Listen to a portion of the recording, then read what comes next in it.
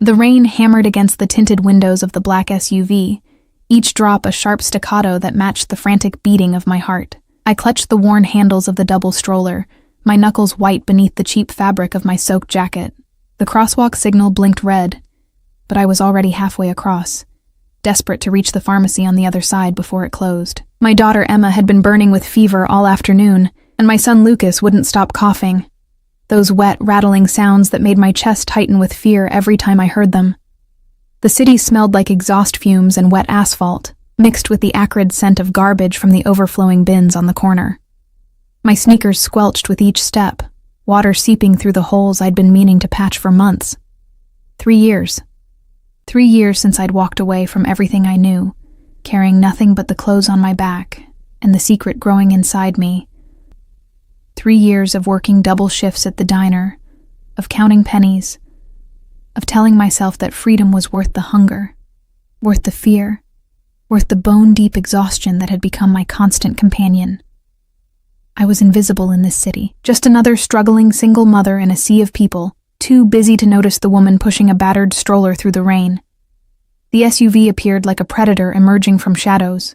Sleek, black, and impossibly expensive, it rolled to a stop at the intersection. And even through the rain and the tinted windows, I felt it, that presence. That suffocating weight I'd spent 3 years trying to forget. My feet froze mid-step. The passenger window descended with a mechanical whisper, and the world tilted on its axis. Through the gap, I caught a glimpse of charcoal gray wool. A suit that probably cost more than 6 months of my rent. The scent that escaped the vehicle made my stomach clench. Bergamot and cedarwood. Expensive and unmistakable. A scent that used to cling to my skin. That used to make me feel safe before I learned that safety was just another word for cage.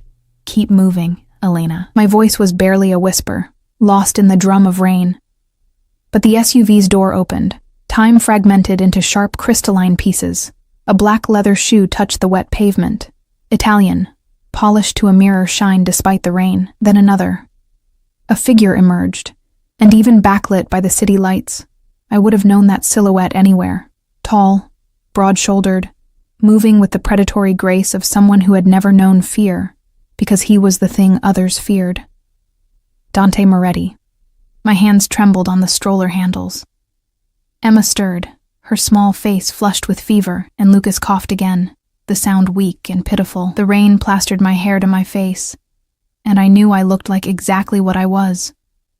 A woman who had been broken down by life, piece by piece, until there was nothing left but survival instinct and love for her children.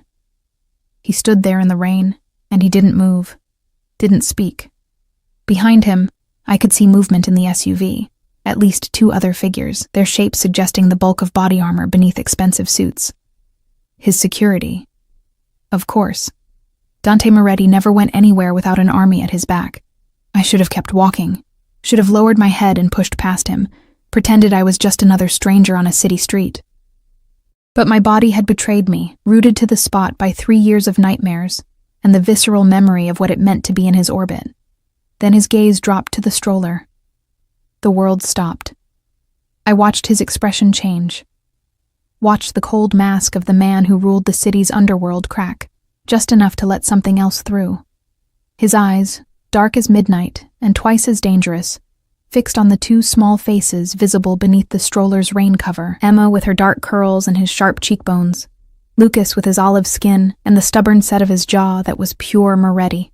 The twins were 2 years and 4 months old enough to have his features stamped on their faces like an undeniable truth I'd tried so hard to deny.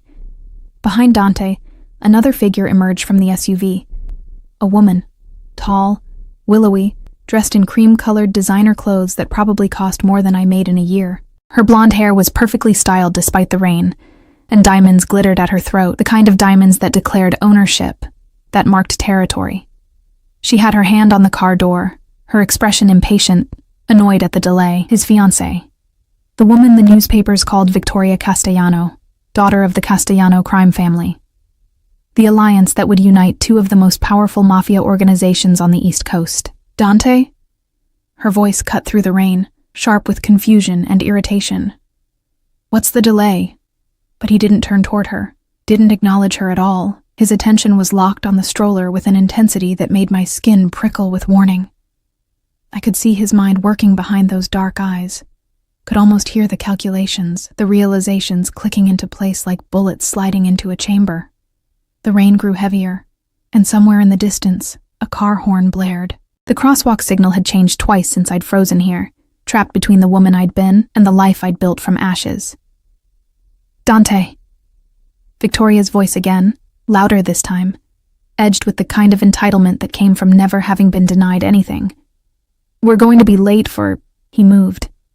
3 steps brought him close enough that I could see the muscle ticking in his jaw, close enough that his presence engulfed me like a physical force, close enough that I caught the full impact of his scent and felt my traitorous body respond with memory, with the ghost of a time when I'd believed his darkness could shelter rather than consume. Elena. My name on his lips was a weapon and a caress, rough with something I couldn't name and didn't want to recognize. Those children, I found my voice somewhere in the depths of my terror, are none of your concern. His hand moved, not toward me, but toward the stroller. One of his men materialized beside him instantly, a wall of muscle in a black suit, hand inside his jacket where I knew a gun waited, but Dante waved him back with a subtle gesture, his attention never leaving my face. How old? The question was soft, deadly soft, the tone he used right before someone disappeared from the streets forever. 2. The word escaped before I could stop it. Mathematics was a merciless thing. I watched him do the calculation, watched the moment he understood that 9 months before the twins' birth put their conception exactly at the time when I'd still been his, when I'd still been naive enough to believe I could love a monster without becoming a monster myself. Emma coughed, a small sound that shattered the moment. My hands tightened on the stroller handles, maternal instinct overriding 3 years of fear. I need to go. They're sick. Get in the car. It wasn't a request. No. The word hung between us like a grenade with the pin pulled. Behind him, Victoria had stepped fully out of the SUV now, her expression transforming from annoyance to sharp interest. She was moving closer, her heels clicking on the wet pavement, and I could see the exact moment she registered the situation, the way Dante was looking at me, the stroller, the undeniable mathematics of the children's age. Dante? Her voice had changed, taking on a dangerous edge. Who is this woman? He didn't answer her, didn't even glance in her direction. His focus remained absolute, pinning me in place with the weight of his attention. Elena, get in the car. We're not having this conversation in the rain while my children are sick. My children. The possessive pronoun landed like a punch to my solar plexus. This was the moment I'd dreaded for 3 years, the nightmare that had woken me gasping in the dark. The moment when Dante Moretti discovered he was a father and decided what to do about it. They're not... I started. But Lucas chose that moment to break into a coughing fit that racked his tiny body, and Emma began to cry, her fever-bright eyes confused and frightened by the strange man looming over us. Dante's expression shifted again, and something that might have been concern flickered across his features before the mask slammed back into place. He turned his head slightly, not looking away from me, but somehow addressing the man standing behind him. Marco, clear the pharmacy. Get their best pediatrician. Now. Marco, built like a tank, with scars that suggested he'd survived situations that would kill normal men, pulled out his phone and began barking orders in rapid Italian. I don't need your help, I said, but my voice cracked on the words because that was a lie. I needed help desperately. The pharmacy visit was just the start. I needed the money for medicine I couldn't afford, for the doctor's visit I'd been putting off, for the heating in our apartment that had stopped working 2 days ago. Pride was a luxury I couldn't afford anymore, but accepting help from Dante Moretti was a price I wasn't sure I could survive paying. Elena. He said my name like a prayer and a threat. You can get in the car willingly, or I can put you and the children in it myself. But one way or another, you're not walking away from me again. His voice dropped lower, intimate despite Victoria's presence, despite his men surrounding us. Not now. Not ever. The rain continued to fall, washing away the last 3 years of carefully constructed distance, of hard-won freedom. of the illusion that I could ever truly escape the gravity well of Dante Moretti's world. Victoria was close enough now that I could see the cold calculation in her blue eyes, the way she assessed me and found me wanting, poor, bedraggled, nothing. But her gaze sharpened when she looked at the stroller, when she saw the unmistakable Moretti features on my children's faces. "This is her?" Victoria's voice was ice wrapped in silk. "The whore who ran away 3 years ago." The word landed like a slap, but before I could respond, Dante moved. His hand shot out and caught Victoria's wrist with enough force to make her gasp, his grip visibly painful even from where I stood. "Choose your next words very carefully," he said, his voice so cold that I felt Victoria shiver despite her expensive coat. "That woman is the mother of my children. The next person who disrespects her won't live long enough to regret it." The threat hung in the air, and I saw the moment Victoria understood that the balance of power had shifted irrevocably. Whatever alliance their engagement represented, whatever political benefits it brought to his organization, it meant nothing compared to the 2 small children coughing in the rain-soaked stroller. He released her wrist and turned back to me, and in his eyes, I saw the truth I'd been running from for 3 years. Dante Moretti never let go of what belonged to him, and whether I liked it or not, I had just been reclaimed. The pharmacy was empty by the time we entered, its fluorescent lights harsh against my rain-soaked skin. I'd watched through the SUV's tinted windows as Marco and 2 other men in dark suits had simply walked in, spoken briefly to the manager, and within minutes, every customer had been ushered out. A closed for emergency maintenance sign appeared on the door. The speed and efficiency of it made my stomach turn. This was Dante's world, where money and fear could reshape reality in minutes. I'd tried to refuse getting in the vehicle, had clutched the stroller handles and planted my feet on the wet pavement. But Emma's crying had grown more desperate, and Lucas's breathing had taken on a wheezing quality that terrified me more than Dante ever could. So I'd climbed into the SUV with as much dignity as I could muster, which was none at all, and pretended not to notice how Victoria had been left standing on the curb, her face a mask of barely controlled rage. Now, inside the pharmacy, Dante stood beside me but not touching, his presence a constant weight I couldn't ignore. The pharmacist, a nervous man in his 50s with trembling hands, was preparing medication under Marco's watchful eye, while another of Dante's men stood by the door, hand resting casually on the gun I could see beneath his jacket. I knelt beside the stroller, unbuckling Emma first. Her small body was hot against mine as I lifted her, her dark curls damp with fever sweat. She buried her face in my neck, whimpering, and I felt the familiar ache of helplessness that came with watching your child suffer and being unable to fix it. "Let me see her."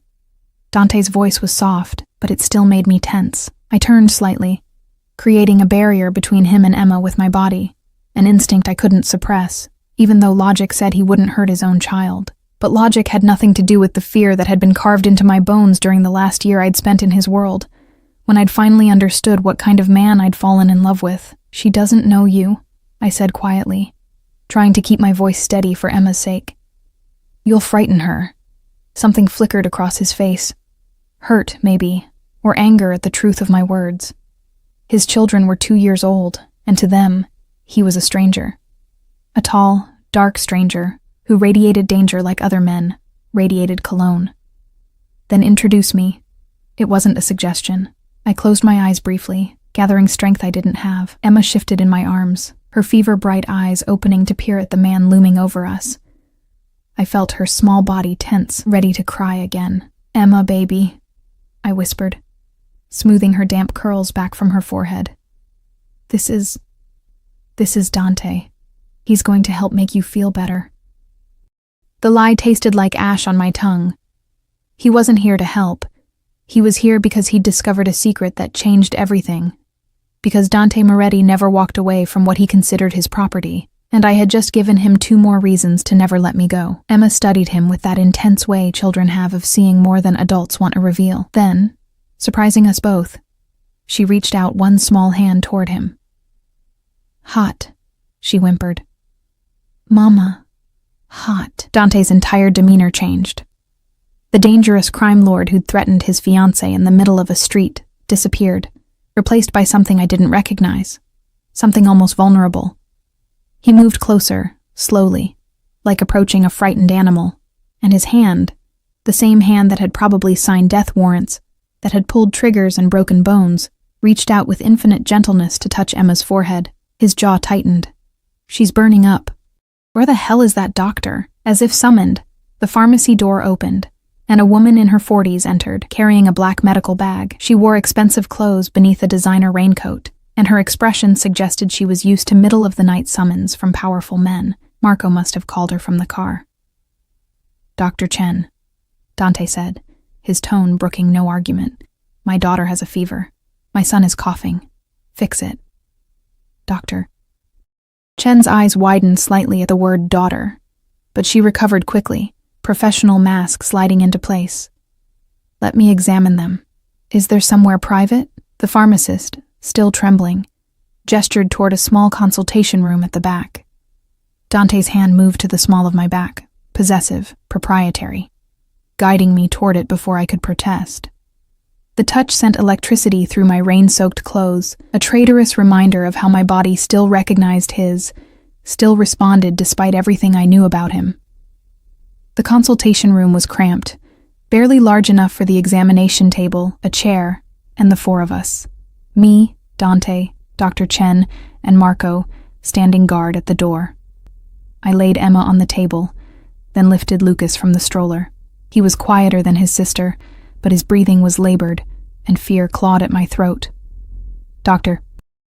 Chen worked efficiently, checking temperatures, listening to lungs, examining throats with a practiced eye. I held Lucas while she examined Emma, then switched, trying to ignore how Dante watched every movement, how his presence filled the small room until there was no air left to breathe. "Viral infection," Dr. Chen finally announced, pulling off her stethoscope. "Nothing immediately life-threatening, but they need fever reducers, plenty of fluids, and monitoring. The boy's lungs sound congested. I'm prescribing an inhaler and antibiotics as a precaution against secondary infection." Relief made my knees weak, not serious. They would be okay. What about their living conditions? Dante's question was sharp, directed at the doctor, but his eyes were on me. Could that be contributing? Dr. Chen hesitated, and I felt my face flush with shame. She'd seen the children's clothes, worn but clean, cheap but cared for. She could probably guess at the rest. The cold apartment, the irregular meals when money was tight, the stress that clung to me like a second skin. "Adequate warmth and nutrition are important for recovery," she said carefully, diplomatically, "and for preventing future infections." "I take care of my children," I said, my voice harder than I'd intended. I was tired. So tired of being judged, of being found wanting. They're loved and fed and living in poverty. Dante's words cut like a knife. "Don't lie to me, Elena. I can see it. The holes in your shoes, the way you're shaking. And that's not just from the rain. When did you last eat a full meal?" I wanted to hit him. Wanted to scream that this was his fault. That I'd had to choose between the cage of his world and the freedom of poverty. That there was no good choice when you loved a monster. But Emma was watching with fever-glazed eyes, and Lucas was whimpering in my arms, and falling apart was a luxury I couldn't afford. "That's none of your business anymore," I said instead, my voice cold. "Thank you for the doctor. We'll take the medication and go." "Go where?" His tone was deceptively mild, but I heard the steel beneath it. "Back to whatever hovel you've been living in. Back to working yourself to death while my children get sick from inadequate heating. It's my home. They're my children. And we've been fine. They're my children too." The words were quiet, but they hit with the force of a physical blow. "And you kept them from me for over 2 years. The accusation hung between us, justified and terrible." Dr. Chen cleared her throat uncomfortably, gathering her equipment. "I'll give the prescriptions to your pharmacist. The children should start feeling better within 24 hours. If the fever doesn't break or the breathing worsens, take them to the hospital immediately." Dante nodded dismissal, and she fled, leaving Marco to close the door behind her. The room felt smaller than ever, suffocating with unsaid words and 3 years of secrets. "You don't understand," I started, but he cut me off. "Then explain." He moved closer, not touching but close enough that I could feel his body heat. could smell the bergamot and cedarwood that used to mean safety. Explain why you disappeared in the middle of the night. Explain why you never told me you were pregnant. Explain why I've spent 3 years thinking you were dead while you raised my children in poverty. His voice cracked on the last word, and I realized with shock that Dante Moretti, the man who ruled the underworld with an iron fist, who never showed weakness, was furious and hurt in equal measure. I was afraid, I whispered, the truth escaping before I could stop it. Of you. Of what you'd become. Of what staying in your world would do to them. So you chose this instead? He gestured around the cramped room, toward the poverty I'd been trying so hard to deny. You chose to struggle alone, to let my children go without, rather than accept my protection? Your protection comes with a price I wasn't willing to pay. And what price is that? I looked up at him then, meeting those dark eyes that had once made me feel cherished and had later made me feel owned. My soul. My freedom. Everything that makes me human instead of just another possession in your collection. The silence that followed was broken only by Lucas's labored breathing and Emma's small whimpers. Dante's jaw worked, his hands clenching and unclenching at his sides, a tell I remembered, a sign he was fighting for control. I never tried to own you, he said finally, his voice rough. I loved you. You loved the idea of me.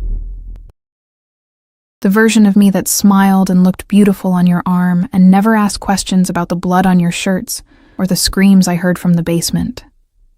My voice shook, but I kept going, 3 years of silence finally breaking. You loved me the way someone loves a painting. Something beautiful to possess, to display, to keep locked away from the world. That's not... He stopped, and for a moment, I saw something like uncertainty cross his face. I protected you. You suffocated me. And when I found out I was pregnant, I shifted Lucas in my arms, his small weight a reminder of everything at stake. I knew I had to choose, stay and raise them in your world, where violence is normal and morality is negotiable, where they'd grow up thinking that power justifies anything, or leave and give them a chance at something better. Better? His laugh was bitter. You call this better? Living in poverty, working yourself to exhaustion, my children getting sick because you can't afford proper heating? That's what you chose? Yes. The word was firm, even though my arms ached from holding Lucas, even though exhaustion made my vision blur. Because at least here, they learn that people matter more than power. That kindness isn't weakness. That love doesn't come with conditions and contracts, and the constant threat of violence. Dante stared at me, and in his expression, I saw a war being waged between the man he'd become and whatever remained of the person he'd been before the Moretti family business had consumed him entirely. Elena, he said finally, and his voice held a note I'd never heard before. Something almost pleading. I can't let you go. Not now. Not knowing I have children who need me. Need you? I shook my head. They need food and warmth and safety. They need a mother who isn't constantly looking over her shoulder. They don't need a father who solves problems with bullets and bribes. They need both. He moved closer, and this time he did touch me, one hand cupping my face with a gentleness that made my traitorous body remember every moment I'd loved him. And whether you want to accept it or not, you need me too. How long can you keep this up, Elena? How long before exhaustion makes you sick? Before you can't work anymore and lose even the little you have? His thumb traced my cheekbone, and I hated that my eyes burned with tears I refused to shed. He was right, and that was the cruelest part. I was drowning, had been drowning for 3 years, kept afloat only by stubborn pride and desperate love for my children. I won't go back to being your prisoner, I whispered. Then don't. His eyes locked with mine, intense and dark, and full of something dangerous. But don't deny my children what they deserve either. Let me help them, Elena.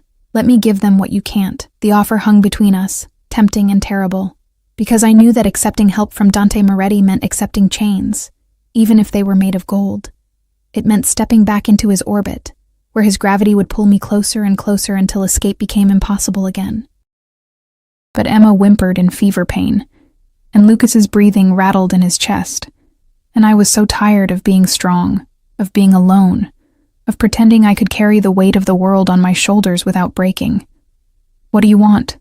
I asked, and hated how defeated I sounded. His smile was sharp as a blade. "Everything. But for now, I want you and the children to come home with me. Tonight, we'll discuss the rest tomorrow." "And if I refuse?" His hand dropped from my face, but his eyes held mine captive. "Then I'll have Marco drive you back to your apartment, and tomorrow morning, you'll find that your landlord has mysteriously decided to evict you. Your employer at the diner will suddenly have concerns about your performance. Every door you try to walk through will close in your face until you have nowhere left to go but back to me." The threat was delivered calmly, matter-of-factly, and I knew with sickening certainty that he meant every word. This was Dante Moretti, the man who owned half the city, who could reshape reality with a phone call, who never accepted defeat. "That's not a choice," I said, my voice hollow. "That's coercion. That's reality." He stepped back, giving me physical space even as his words trapped me more thoroughly than chains ever could. "I've spent 3 years thinking you were dead, Elena. 3 years mourning you. And now I find out you've been alive, raising my children, suffering alone because you were too proud or too afraid to ask for help. You made your choice 3 years ago. Now it's my turn." The door opened, and Marco entered carrying 2 pharmacy bags bulging with medications.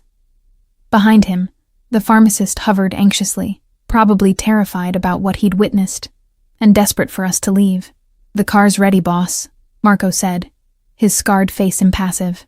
"And I've sent men to Miss Castellano's residence with her belongings and a message. Victoria." I'd almost forgotten about her, about the engagement that had presumably been shattered the moment Dante had discovered his children's existence. I should have felt guilty, but I was too numb, too overwhelmed by the avalanche of change that had destroyed my carefully constructed life in the space of an hour. "Good." Dante took the pharmacy bags, then held out his hand to me, not commanding, but offering. "Come on, let's get them home and warm and medicated. We'll figure out the rest later." I looked at his hand, at the gold ring on his smallest finger bearing the Moretti crest, at the scars on his knuckles that told stories of violence I'd never wanted to know. Then I looked at Lucas in my arms, at Emma lying exhausted on the examination table, at the choice that wasn't really a choice at all. I took his hand. His fingers closed around mine, warm, strong, possessive. And I felt the trap snap shut around me once again. But this time, I wasn't walking into it blind.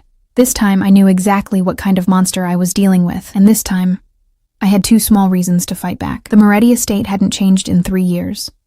The same imposing iron gates, the same manicured grounds visible even through the rain and darkness, the same sense of stepping into a world where normal rules didn't apply. The SUV rolled up a circular driveway paved with stones that probably cost more than my annual salary, coming to a stop before a mansion that looked like something out of a Gothic novel. All dark stone and tall windows and the kind of architecture designed to intimidate. I'd sworn I'd never see this place again.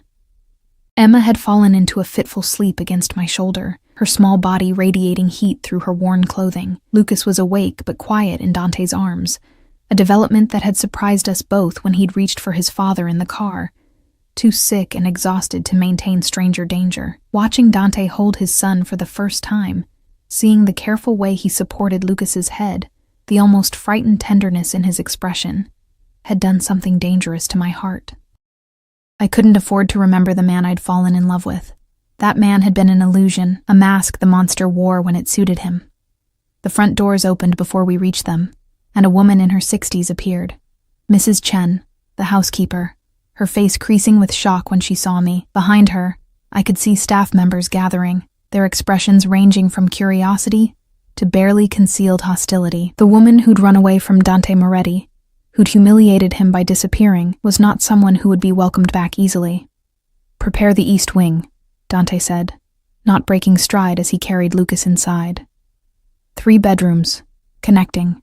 1 for Elena, 1 for the children, 1 for their nanny. I want humidifiers set up in the children's room, fresh linens, heating set to 75 degrees. Have Dr. Martinez on standby in case the fever worsens overnight. Mrs. Chen recovered quickly, her professionalism overriding her surprise. "Of course, Mr. Moretti. Will you be needing dinner prepared? For Elena? Yes, whatever she wants. And warm milk for the children, something gentle on their stomachs." He paused at the base of a sweeping staircase, finally looking at me. "What do they like to eat?"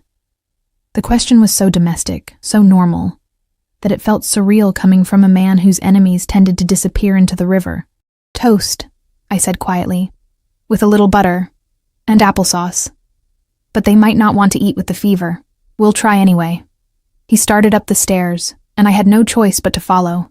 Emma's weight in my arms a familiar burden. The mansion smelled the way I remembered. Lemon polish and old money, and the faint metallic undertone that might have been my imagination, but that I'd always associated with violence done in shadows. The East Wing was as far from Dante's personal quarters as you could get while still being in the same building. A small mercy, perhaps, or a calculated move to make me feel less trapped. The suite Mrs. Chen led us to was bigger than my entire apartment. 3 connecting rooms with thick carpet and furniture that probably cost more than I'd make in a lifetime. The children's room had been hastily prepared with 2 cribs, too small I realized. Emma and Lucas were long past cribs, but it would do for tonight. "I'll have proper beds brought in tomorrow," Dante said, reading my expression. "And clothes, toys, whatever they need, make a list." He laid Lucas down in one of the cribs with surprising gentleness and turned to take Emma from me. Our hands brushed in the transfer, and I felt that shock of electricity again. My body's betrayal still acute, even after everything. Once both children were settled, Dante straightened and studied me in the soft lamplight. I could only imagine what he saw, a woman who'd aged 3 years in 3 years, exhaustion carved into every line of my face, wearing clothes that had been washed so many times the fabric was thin enough to tear. I lifted my chin anyway, refusing to show shame for the poverty that had been my shield against his world. "You're soaked through," he observed quietly. "Mrs. Chen will bring you something dry. Shower, change, eat. I'll stay with them." "I don't need Elena." My name was a warning. "You're shaking from cold and exhaustion. If you get sick, you're no use to them. So for once in your stubborn life, accept help." He was right, and I hated it. I was cold down to my bones, my clothes plastered to my skin, and the idea of a hot shower was almost painfully appealing. But leaving Emma and Lucas with him, even for 20 minutes, felt like relinquishing control I couldn't afford to lose. "I won't hurt them," Dante said, and something in his voice made me look at him properly. "Whatever you think of me, Elena, whatever I've done, I would die before I let harm come to my children. You have to believe that." The terrible thing was, I did believe it. Dante Moretti was a monster in many ways, but he had his own twisted code of honor. Family was sacred. Blood was everything, and now that he knew Emma and Lucas existed, they would be under his protection whether I wanted it or not. 20 minutes, I said finally. "And if Emma wakes up, I'll come get you immediately." He moved to one of the plush chairs positioned between the cribs, lowering himself into it with the easy grace of a predator at rest. In the soft light, with his attention focused on the sleeping children, he looked almost human, almost like the man I'd fallen in love with before I'd learned what his last name really meant, Mrs.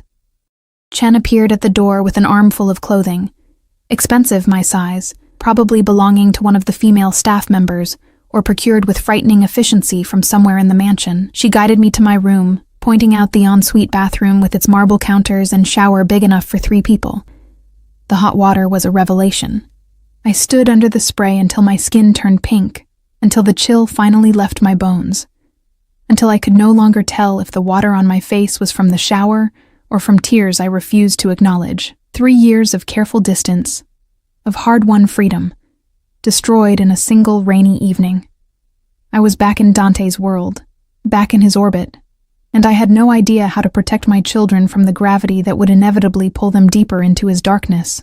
When I emerged, wrapped in a towel that cost more than my weekly grocery budget, I found clothes laid out on the bed, soft leggings and a cashmere sweater that felt like a cloud against my skin. No underwear, I noticed, which meant these had definitely been procured from somewhere in the house. The thought of wearing another woman's clothes should have bothered me more than it did, but I was too tired to care. Dressed and marginally more human, I made my way back to the children's room.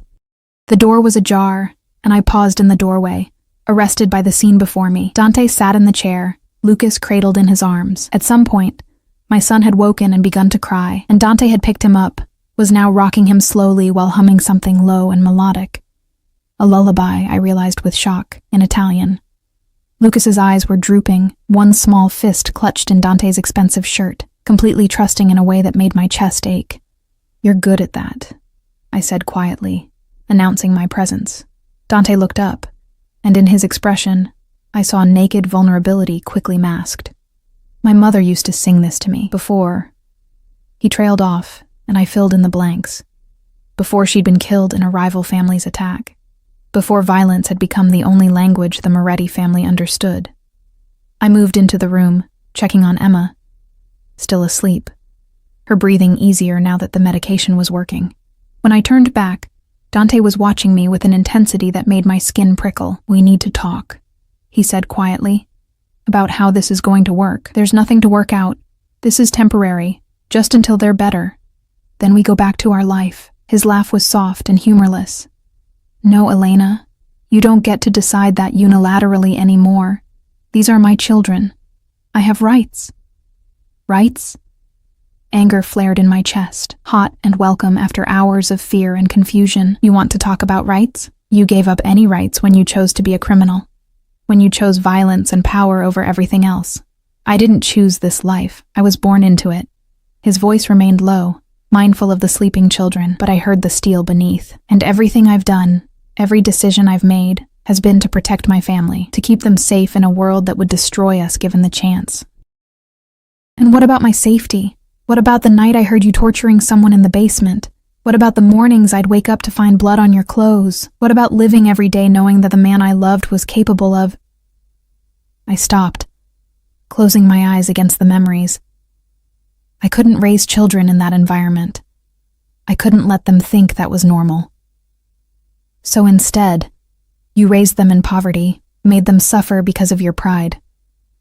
The accusation stung, because part of me had always wondered if I'd made the right choice, if my children's cold apartment and irregular meals and constant worry was really better than the warm safety of Dante's wealth, purchased with blood money. "At least they have their humanity," I whispered. "At least they're growing up learning that people aren't disposable, that problems can't be solved with violence, that their mother worked herself to exhaustion and still couldn't provide basic necessities." Dante stood carefully, settling Lucas back into the crib with practiced ease. Then he turned to face me fully, and in the lamplight, he looked every inch the dangerous man he was. "I'm not arguing that my world is perfect, Elena. I'm not even arguing that you were wrong to be afraid. But you can't deny that I can give them more. Better education, better health care, better opportunities. Everything. Everything except a moral compass. Then you'll provide that." He moved closer, not touching, but near enough that I had to tilt my head back to maintain eye contact.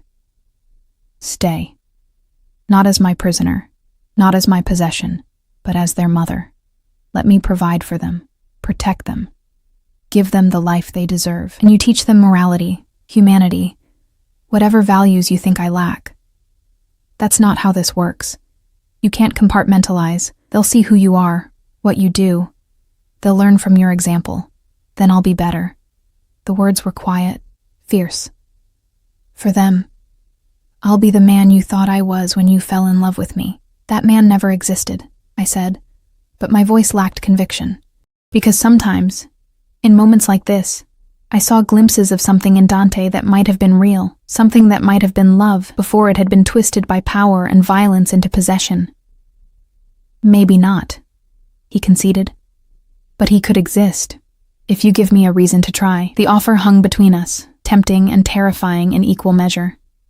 Because I could see it, the life he was painting, Emma and Lucas growing up with every advantage, never hungry or cold or afraid. Me, freed from the constant exhaustion of survival, able to actually be present for my children instead of working myself to death to provide bare necessities. All I had to do was surrender, accept the golden cage, and pretend I didn't see the blood on the bars. "And what about Victoria?" I asked, latching on to practicality because emotion was too dangerous. "Your fiancé? The alliance with the Castellano family?" Something cold flickered across Dante's face. That engagement is over. Has been since the moment I saw you again. The Castellanos won't be happy, but they're not stupid enough to start a war over it. Not when I'm willing to compensate them in other ways. Just like that? You throw away a political alliance. For my children? Without hesitation. He reached out, catching a strand of my damp hair and tucking it behind my ear. The gesture was intimate, familiar, and I hated how my body responded to it. You think I could marry another woman knowing my children existed? Knowing you were out there, struggling alone? You didn't know we existed until tonight. No, he agreed. But I knew I'd never stopped. He stopped himself, jaw tightening. It doesn't matter. What matters is that you're here now. They're here now, and I'm not letting you go again. You can't keep me prisoner, Dante. Eventually, I'll find a way to leave. His smile was sharp as a knife. Then I'll find you. Again and again. However long it takes, however far you run. His thumb traced my cheekbone, and his eyes held mine with absolute certainty. You're mine, Elena. You always were. The 3 years you were gone don't change that. And now that we have children together, his hand moved to cup the back of my neck, pulling me closer until I could feel his breath against my lips. Now you're bound to me forever. There's no running from that. I should have pulled away, should have slapped him, cursed him, done anything to establish boundaries, but I was so tired, and his touch was so familiar, and some traitorous part of me wanted to believe his lies, wanted to surrender to the illusion that love could exist alongside violence, that safety could be bought with blood money. I hate you, I whispered. But the words lacked conviction. No, you don't. His lips were almost touching mine now, his voice a low rumble that I felt in my bones. You hate what I am, what I do, the world I represent. But you don't hate me. If you did, you wouldn't have run. You would have just stopped feeling anything at all. He was right, and that was the cruelest truth of all. I'd loved Dante Moretti desperately, completely, and some part of me still did despite everything. That's why I'd run, because staying would have destroyed me, would have turned love into something toxic and consuming until there was nothing left of the woman I'd been. This won't work, I said, but I didn't pull away. We're too different. Want different things. You can't change who you are, and I won't compromise who I am. Then we'll find a middle ground. His forehead rested against mine, and for a moment, we were just two people standing in the lamplight, not a mob boss, and the woman who'd run from him. For them. We'll figure it out together. Emma stirred in her crib, making a small sound of distress. Instantly, we both turned toward her, the spell breaking. I moved to her side, feeling her forehead, still warm, but not burning like before. The medication was working. You should sleep, Dante said quietly. I'll stay with them tonight. If anything changes, I'll wake you. I can't just... Elena. His hand on my shoulder stopped me. You're exhausted. You'll be better able to care for them if you actually rest. Trust me for one night. Just one. I wanted to refuse. Wanted to plant myself in the chair and maintain my vigil, prove that I didn't need him, that I could handle everything alone. But my body was screaming for rest, and the bed in the next room was calling to me like a siren song. One night, I agreed finally. But tomorrow, we're setting boundaries. Rules. This doesn't mean I'm staying permanently. His smile suggested he knew better, but he didn't argue. Whatever you need to tell yourself to feel in control. I hated how well he knew me, how easily he could read the fears I tried so hard to hide, but I was too tired to fight anymore tonight. So I retreated to my room and collapsed onto the bed that was softer than clouds. My last thought before sleep claimed me was that I'd made a terrible mistake.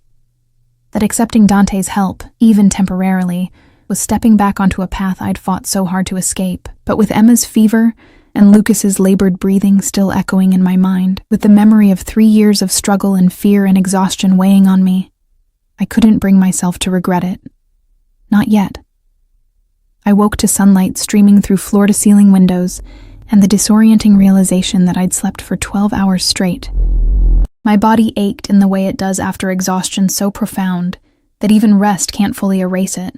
But for the first time in 3 years, I'd slept without waking every hour to check on the children or listen for the building's various alarming sounds. Panic hit immediately. Emma.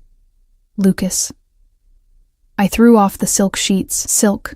God, I'd forgotten what real luxury felt like, and stumbled toward the connecting door. It opened before I could reach it, revealing Mrs. Chen with a breakfast tray. "The children are fine, Miss Elena," she said quickly, reading my expression. "Mr. Moretti is with them. They woke an hour ago and their fevers have broken. Dr. Martinez examined them this morning and confirmed they're recovering well." Relief made my knees weak. "I need to see them." "Of course. But perhaps you'd like to eat first? Mr. Moretti insisted I bring you breakfast." The tray held more food than I typically ate in 2 days. Fresh fruit, pastries, eggs, bacon, coffee that smelled like heaven. My stomach growled traitorously, reminding me that I'd skipped dinner last night and had probably eaten nothing but crackers and coffee for the past week. "I'll eat with the children," I said, taking the tray from her and moving toward the door. The scene in the nursery stopped me in my tracks.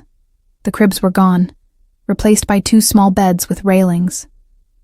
Toys were scattered across a new playmat, expensive educational toys that probably cost more than my monthly rent. And in the middle of it all sat Dante on the floor, dressed in casual clothes I'd never seen him wear, with Emma in his lap and Lucas building a tower of blocks beside him. "Mama!" Emma's face lit up when she saw me, and she scrambled from Dante's lap to run to me, her small arms wrapping around my legs. "Mama, we got new toys, and Papa read us stories." "Papa." The word hit me like a physical blow.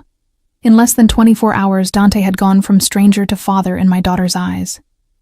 "Did he?" I managed, setting down the tray and kneeling to gather her into my arms. She felt cooler, more like herself, though her eyes were still slightly glazed with residual illness. "How are you feeling, baby?" "Better." She squirmed to be released, already wanting to return to the new toys. "Lucas is building. Come see." I looked up at Dante, who was watching me with an expression I couldn't quite read. He looked different in the morning light, dressed in dark jeans and a simple black sweater. More human, less like the untouchable crime lord I'd fled from. His hair was slightly mussed, as if small hands had been running through it, and there was a softness around his eyes that made my chest tight. "They woke up asking for you," he said quietly. "But when I explained you were resting, they agreed to let you sleep. Emma's been teaching me about her favorite colors, and Lucas has decided I need to learn proper block stacking technique." As if to demonstrate, Lucas carefully placed another block on his tower, then looked up at his father for approval. Dante's smile was genuine, proud, and I saw my son's face light up in response. This was dangerous. More dangerous than threats or coercion. This domesticity, this glimpse of what our life could be, it was seductive in a way I hadn't prepared for. "We need to talk," I said, straightening, "about how this is actually going to work." After breakfast, Dante stood with the fluid grace of a predator, moving to the tray I'd set down. "The children need to eat, and so do you. Business can wait an hour." I wanted to argue, but Emma was already pulling me toward her new bed, eager to show me the books Dante had apparently read to her, and Lucas was bringing me blocks with the solemnity of a child sharing his most precious possessions. So I let myself be distracted, let myself sink into the simple joy of seeing my children happy and healthy, even as part of me whispered warnings about the price we'd pay for this comfort. Breakfast was chaotic and perfect, Emma talking nonstop between bites of strawberries, Lucas quietly eating while building increasingly complex block towers, Dante watching all of us with an intensity that made my skin prickle. He'd positioned himself so he could see the door, I noticed. And even in this domestic scene, his phone vibrated constantly with messages he ignored. "Marco wants to know what to do about the Castellano situation," he said eventually, glancing at his phone. "Apparently Victoria's father is demanding a meeting. The real world, intruding on our bubble. I'd almost forgotten that breaking off his engagement would have consequences beyond the personal." "What will you tell him?" I asked, keeping my voice neutral for the children's sake. "That the engagement is over, and if he wants to maintain our business relationship, he'll accept that gracefully." Dante's tone was casual, but I heard the steel beneath. "The Castellanos need me more than I need them. They won't push. And if they do..." His eyes met mine, dark and uncompromising. "Then they'll learn why people don't cross the Moretti family." The threat hung in the air, a reminder of exactly who and what he was. Emma, oblivious, continued playing with her new toys. Lucas had moved on to arranging blocks by color, his small face serious with concentration. "This is what I was afraid of," I said quietly, "that they'd grow up thinking violence is the answer to everything."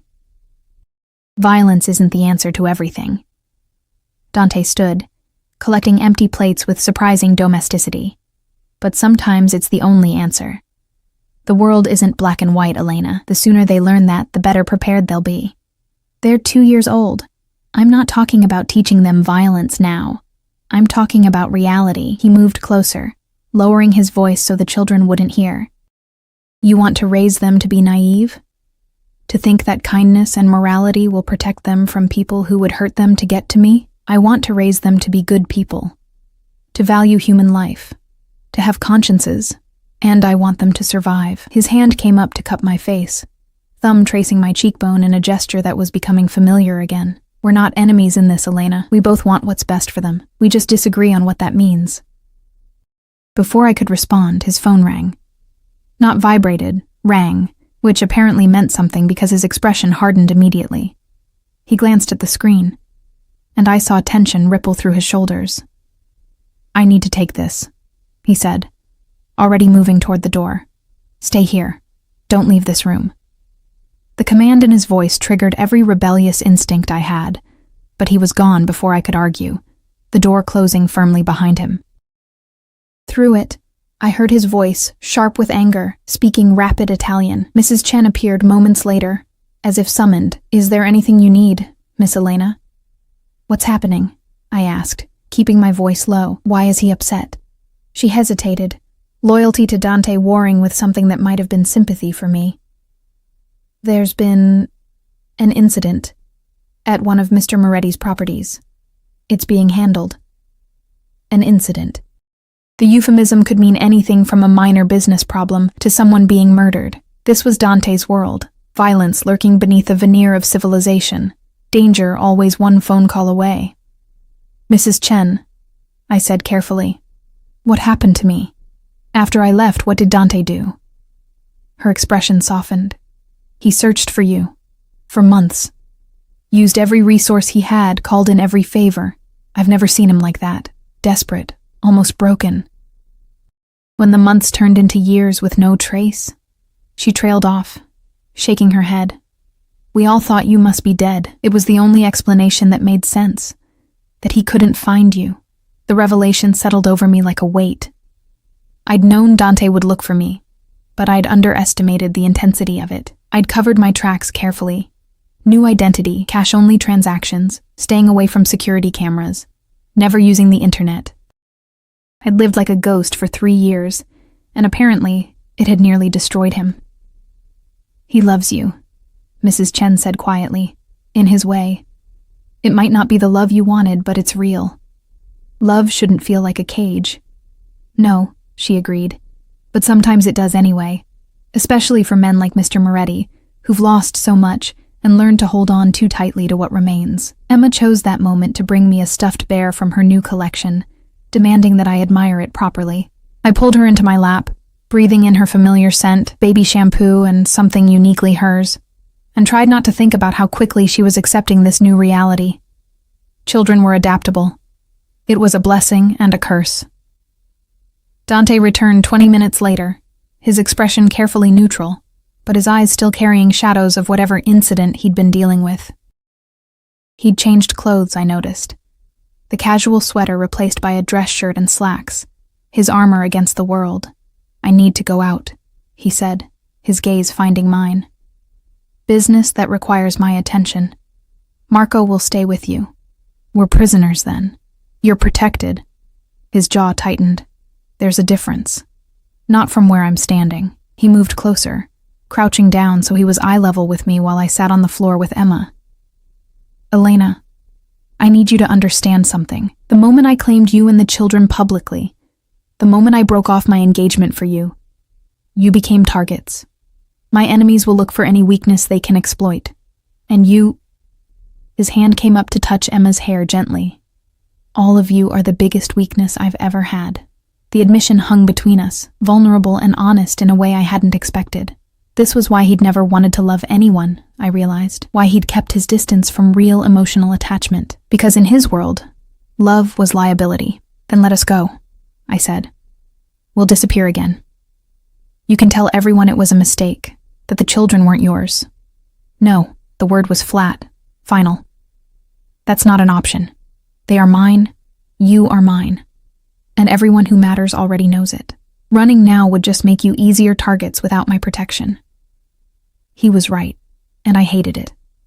By coming back here, by accepting his help even temporarily, I'd painted targets on all our backs. The only thing standing between us and his enemies now was Dante himself. How long? I asked quietly. How long until it's safe? His smile was bitter. Define safe. In my world, there's no such thing as completely safe. But I can make you safer than you've been living in that apartment, scraping by, vulnerable to anyone who might have connected you to me. No one knew who I was. You don't know that. You can't know that. His hand moved to my face, forcing me to meet his eyes. I've made a lot of enemies, Elena. Some of them very patient, very thorough. If they'd found you before I did... He didn't finish the sentence, but I saw the fear flash across his face. Real, visceral fear that he quickly masked. Emma yawned against my shoulder, still recovering despite the broken fever. Lucas had curled up on one of the new beds, his eyes drooping. They needed naps, needed continued rest and medication, and the kind of care I could finally provide here. I'll stay, I said finally, the words tasting like surrender. For now. Until they're fully recovered and until you've dealt with whatever fallout there is from your broken engagement. But Dante, I waited until he was looking at me fully. I'm not staying as your possession, not as some kept woman. If we do this, we do it as partners, as co-parents. You don't control me and I don't control you. But we make decisions about the children together. Done. His agreement came too quickly, and I saw the trap, even as I walked into it. Because co-parenting meant staying in contact, meant being in his orbit, meant slowly being pulled deeper into his world, until the lines blurred, and I forgot where I ended, and his influence began. But what choice did I have? He was right about the danger, right about my vulnerability, right about being able to provide a better life for Emma and Lucas. All I could do was hold on to my sense of self, maintain my boundaries, and hope that 3 years of hard-won independence had made me strong enough to resist his gravity. I need to go, Dante said, standing. Marco will be outside the door. Mrs. Chen can get you anything you need. There's a phone on the nightstand. My direct number is programmed in. If anything happens, anything at all, you call me immediately. What kind of anything? Anything that makes you uncomfortable, anyone you don't recognize, any feeling that something's wrong. His expression was serious, intense. Trust your instincts, Elena. If something feels off, it probably is. The warning made my skin prickle. You're scaring me. Good. Fear keeps you alert. Alert keeps you alive. He moved to the door, then paused, looking back at where I sat on the floor with Emma drowsy in my arms and Lucas sleeping on the bed. I'll be back for dinner. We'll talk more then about how this is going to work. Then he was gone, leaving me alone with the children and the uncomfortable realization that I'd just agreed to share my life with a man I'd spent 3 years running from. The room felt smaller without his presence, the luxury less appealing, the golden cage more apparent.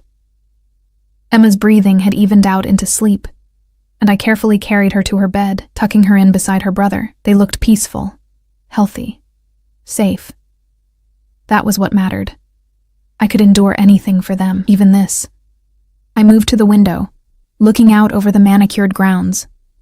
In the distance, I could see security personnel. 4 that I could count, probably more I couldn't. This was my life now, at least temporarily. Luxury purchased with blood money, protection that came with possession, comfort that felt like captivity. My phone, the cheap prepaid one I'd been using, was in my jacket pocket. I pulled it out, stared at it for a long moment, then powered it down and tucked it away. That life was over. The struggling single mother, invisible in the city, free but drowning, she was gone. I didn't know yet who I would become in her place. But I knew one thing. I would not lose myself again. Not to Dante's darkness, not to his world, not to the seductive comfort of surrendering to his protection. I had found my strength in poverty and struggle. Now I would have to find it again in luxury and danger, for Emma, for Lucas, for the woman I'd fought so hard to become. 3 weeks passed in a strange blur of domesticity and danger, of learning to navigate Dante's world while maintaining the boundaries I'd sworn to protect. Emma and Lucas recovered fully, their laughter filling rooms that had been silent for too long. They thrived under the attention, not just from Dante, but from Mrs. Chen, who doted on them, and even from Marco, whose scarred face would soften whenever Lucas brought him blocks to admire. But it was Dante's transformation that unsettled me most. He came home every evening, no matter what crisis demanded his attention. He read bedtime stories in that deep voice that made even Goodnight Moon sound like something dangerous and sacred. He learned their routines, their preferences, the difference between Emma's "I'm tired" cry and her "I want attention" cry. He was patient in ways I'd never imagined possible, present in ways that contradicted everything I thought I knew about him. And every night, after the children were asleep, we would sit in the library, neutral territory, and talk. About the children at first, then gradually, about everything else. The years we'd been apart, the life I'd built, the man he'd tried to become when he thought I was dead.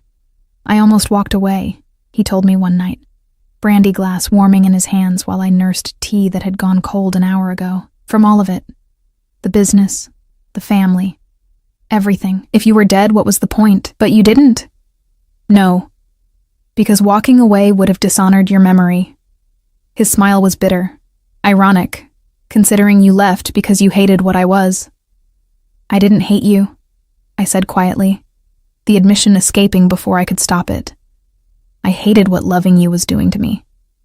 How I was disappearing, becoming just another beautiful thing you owned. I never wanted that. I know. And I did know now. But wanting and doing are different things. You loved me the only way you knew how. By protecting me, providing for me, keeping me close. You just didn't realize you were suffocating me in the process. He was quiet for a long moment, staring into his drink. And now? Am I suffocating you now? I considered the question honestly. The past 3 weeks had been nothing like I'd expected. Yes, there was security everywhere. Yes, my movements were monitored. But Dante had kept his word. He didn't control me, didn't dictate my choices, didn't treat me like property. When I'd insisted on taking the children to the park, he'd assigned discreet security but let us go.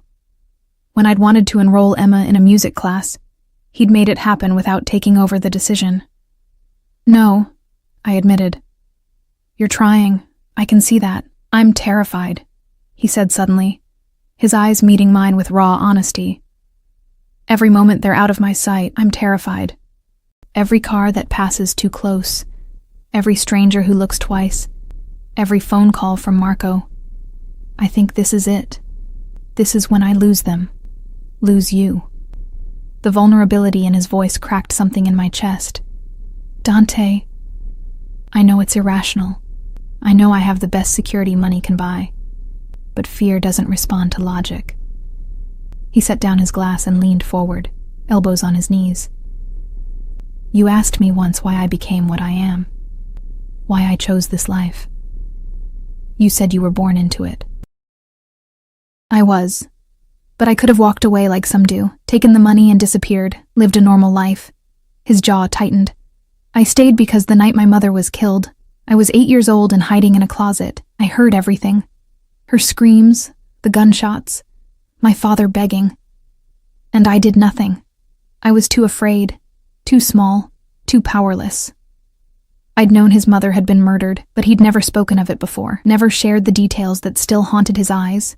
I swore that night that I would never be powerless again, that I would be strong enough, ruthless enough, feared enough that no one would ever dare hurt my family. He looked at me, and in his eyes, I saw the 8-year-old boy who'd hidden while his world ended. And then I met you.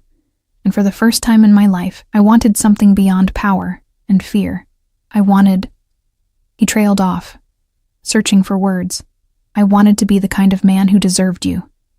But I didn't know how to be that man and still keep you safe, so you built a cage instead. Yes. No excuses, no justifications. Just truth. And you were right to leave, right to choose freedom over safety. I just wish... His voice cracked slightly. I wish I'd been able to give you both. The moment stretched between us, heavy with 3 years of pain and misunderstanding, and the slow, tentative rebuilding of something I was afraid to name. The Castellano situation is resolved, he said eventually, shifting back to safer ground. Victoria's father accepted compensation for the broken engagement. They're moving their alliance to the Marchetti family instead. And Victoria? Married someone from the Marchetti family 2 weeks ago, a practical woman. She never loved me. It was always about power and position. He paused. She did send a message, though, through intermediaries. What kind of message? His smile was sharp. A warning that you'd better make me happy, or she'll find a way to make you regret stealing her position. Ice shot through my veins. Is she a threat? No. Dante's certainty was absolute. She's smart enough to know that threatening you is a death sentence. It was just posturing, maintaining pride. I've made it clear through appropriate channels that you and the children are untouchable. Anyone who harms you will face consequences that make death look merciful. The casual way he spoke of such violence should have repulsed me. A month ago it would have. But now, with Emma and Lucas sleeping upstairs, with the knowledge of how many people would hurt them to hurt Dante, I felt a terrible gratitude for his ruthlessness. I'm changing, I said quietly. Being here, being with you again, it's changing me. I'm starting to accept things I never thought I would. Is that bad? I don't know. I met his eyes. I don't want to become someone who justifies violence, who thinks the ends always justify the means. But I also can't pretend anymore that the world is simple, that morality is always clear-cut. Welcome to the gray, Dante said softly. It's not comfortable, but it's honest. The library door opened, and Marco entered, his expression tense. Boss, we have a situation. The shipping container at Pier 7, Customs, is asking questions. Dante's demeanor changed instantly, the vulnerable man disappearing behind the mask of the crime lord. What kind of questions? The kind that suggests someone tipped them off. Tension crackled through the air. This was his world. The constant vigilance, the paranoia, the ever-present threat of betrayal and exposure. I need to handle this, Dante said, standing. It might be late when I get back. Be careful. The words escaped before I could stop them, revealing more than I wanted to admit. He paused, looking at me with an expression I couldn't read. Then he crossed the distance between us in 3 strides and kissed me. Hard, possessive, desperate. It was our first kiss in over 3 years, and my body remembered even as my mind screamed warnings. I tasted brandy and danger, and the complicated truth that I'd never stopped wanting him, even when I'd hated what he represented. When he pulled back, his eyes were dark with promise. We're not finished, you and I. This conversation, he gestured between us. It's not over. Then he was gone, taking Marco and half the security detail with him, leaving me alone in the library with the taste of him on my lips and the uncomfortable realization that I was falling back into his orbit. Not helplessly, not without awareness, but inevitably nonetheless. The weeks turned into months. Summer came, hot and humid, and I watched Emma and Lucas grow in ways that both delighted and terrified me. They were happy, genuinely happy, in ways they'd never been in our cold apartment. They had stability, attention, everything children needed to thrive. And Dante kept his promises. He didn't control me, didn't cage me, didn't try to remake me into something compliant and decorative. Instead, he courted me. Slowly, patiently, like a predator who'd learned that some prey required a gentler approach. Dinners at restaurants where he'd rented the entire space so I wouldn't feel exposed. Walks in the garden while the children napped, where he'd tell me about his day and actually listen to mine. Small gifts that showed he'd been paying attention. A book I'd mentioned wanting. Art supplies because I'd told him I used to paint. A jade plant because I'd said I missed having something green to care for. He was careful with me in ways he'd never been before. Patient when I pulled away, understanding when I needed space. Present, but not overwhelming. It was seductive, this new version of Dante Moretti, the one who'd learned from past mistakes, who was genuinely trying to be better.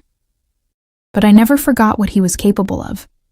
The nights he came home with blood on his cuffs that he thought I didn't notice. The phone calls he took in Italian, his voice cold and final. The way people looked at him with fear, even as they showed respect. He was still a monster. He was just a monster who loved his children and was learning to love their mother without consuming her. 6 months after that rainy night at the crosswalk, I stood in the nursery watching Emma and Lucas sleep. They'd graduated to toddler beds now, decorated with their favorite colors and characters. They looked peaceful, safe, loved, everything I'd wanted for them when I'd run away. Achieved through the man I'd been running from. "You're thinking too hard." Dante's voice came from the doorway, low and intimate. I can hear it from down the hall. I turned to face him. He was in his shirt sleeves, tie loosened, looking tired but content, more human than monster in the soft lamplight. "I was thinking about choices," I said quietly. "About how 3 years ago I chose freedom over safety, and now I'm choosing both, somehow." "Are you?" He moved closer, not touching but near enough that I felt his warmth. "Or are you still waiting for the other shoe to drop? Still convinced this is temporary?" "Isn't it?" I challenged. "This domesticity, this version of you who reads bedtime stories and kisses scraped knees. How long before the real Dante Moretti comes back? The one who solves problems with violence and doesn't understand why I flinch." He never left Elena. His hand came up to cup my face, thumb tracing my cheekbone in the gesture that had become familiar again. "I'm both men. The father who loves his children, and the criminal who protects them with blood if necessary. You don't get to separate them. They're the same person." "I know." The admission hurt. That's what I'm struggling with, because I love watching you with them. I love seeing you be gentle and patient and everything I never thought you could be. But I also know what you did last week to the man who tried to steal from you.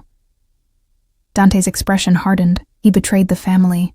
There are consequences for that. He had children too. A wife who's now a widow. He should have thought of that before he stole from me. No remorse, no guilt, just the cold pragmatism that was at his core. In my world, loyalty is everything. Betrayal can't be tolerated, and that's what I can't accept, that black and white ruthlessness. Then don't accept it. His other hand came up, framing my face between his palms. Keep challenging me. Keep being my conscience. Keep reminding me that there's another way to be human. But don't ask me to be weak, Elena. Don't ask me to let threats to my family go unanswered just to maintain some moral purity. I'm not asking for moral purity. I'm asking for proportionality, for mercy when it's warranted. And when is it warranted? His eyes searched mine. When someone threatens my children? When they put you at risk? Where's the line, Elena? I didn't have an answer. That was the problem with gray areas. Nothing was simple anymore. "I don't know," I admitted. "But I think we figure it out together. I push you toward mercy. You pull me toward realism. And somewhere in the middle, we find something that works, a compromise." His smile was soft. "I can work with that." He kissed me then, slow and deep, different from that desperate kiss months ago. This was a promise, a beginning, an acknowledgement that we were building something new from the ashes of what we'd been. When he pulled back, his forehead rested against mine. "Marry me." I laughed, though it sounded more like a sob. "You're insane." "Probably, but I'm serious."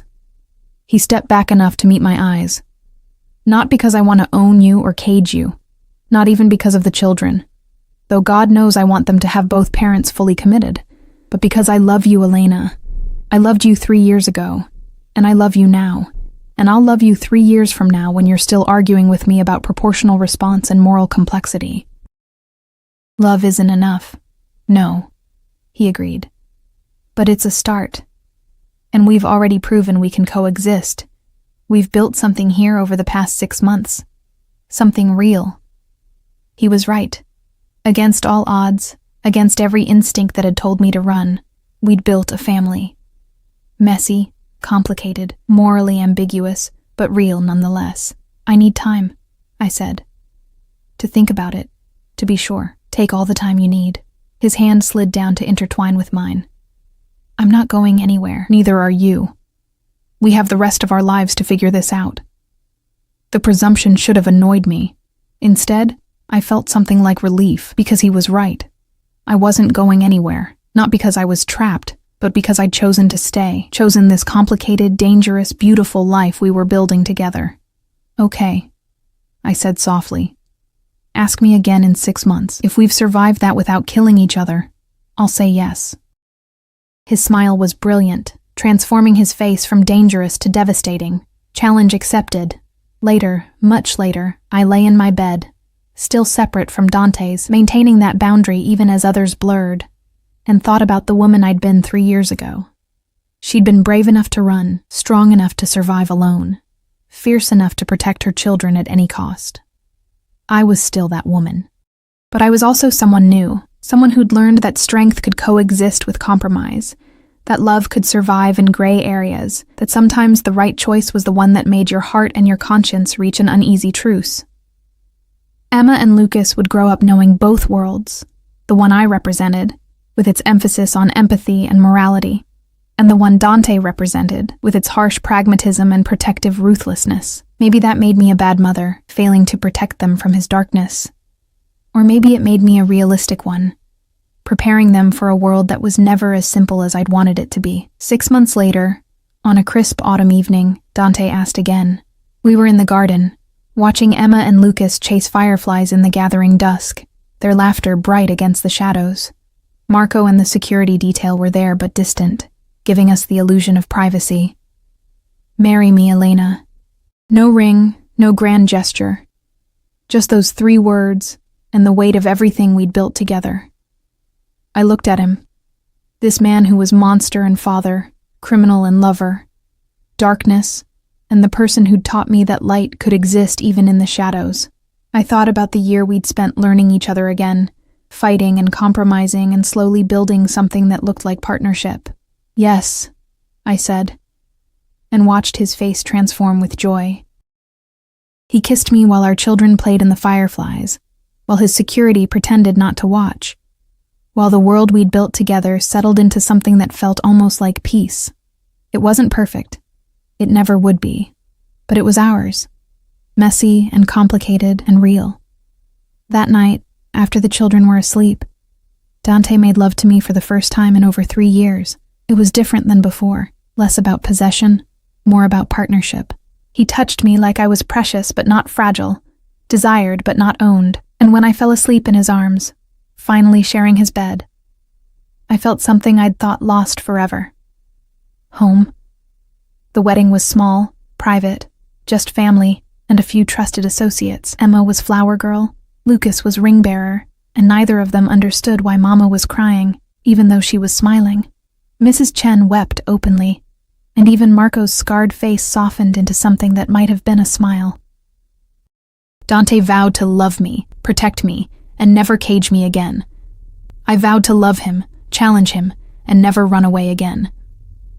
They were promises we'd probably break and remake 1,000 times over the years, but they were also a foundation, something solid to build on, even when everything else was shifting. 5 years later, I stood in the same garden, watching Emma and Lucas, 7 years old now, play with their baby sister, Sophia. Dante was beside me, his hand warm in mine, his presence a constant I'd learned to trust again. Any regrets? He asked quietly, the question he posed every year on our anniversary. I thought about the woman I'd been, struggling alone in that cold apartment. I thought about the compromises I'd made, the moral flexibility I'd developed, the ways I'd changed to fit into his world while maintaining my core self.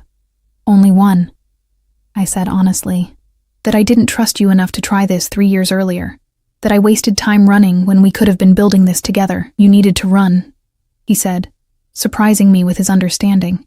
You needed to prove to yourself that you could survive without me, that you had strength independent of my protection. Otherwise, you never would have believed you were staying by choice. He was right. I'd needed those 3 years of struggle to become someone strong enough to stand beside him as an equal, rather than as a possession. I love you, I said, the words coming easier now than they had even a year ago.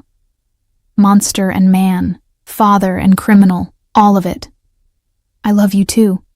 He pulled me closer, pressing a kiss to my temple. Conscience and challenge, mother and partner, all of it. Sophia shrieked with laughter as Lucas swung her around, and Emma called for us to watch her cartwheel. Our children. Safe. Loved. Growing up in a world that was complicated but theirs. They would have to navigate the gray areas we'd created, would have to reconcile their father's darkness with their mother's light. But they would do it together, as a family. And that, I thought, watching Dante scoop Sophia up while Emma and Lucas demanded equal attention, was worth every compromise, every moral complexity, every moment of uncertainty. We'd built something real from impossible circumstances, something that looked like love, felt like family, and tasted like hard-won happiness. It wasn't the life I'd imagined for myself, but it was the life I'd chosen, again and again, day after day, and that made all the difference. The rain had stopped years ago, but we'd finally found our way home.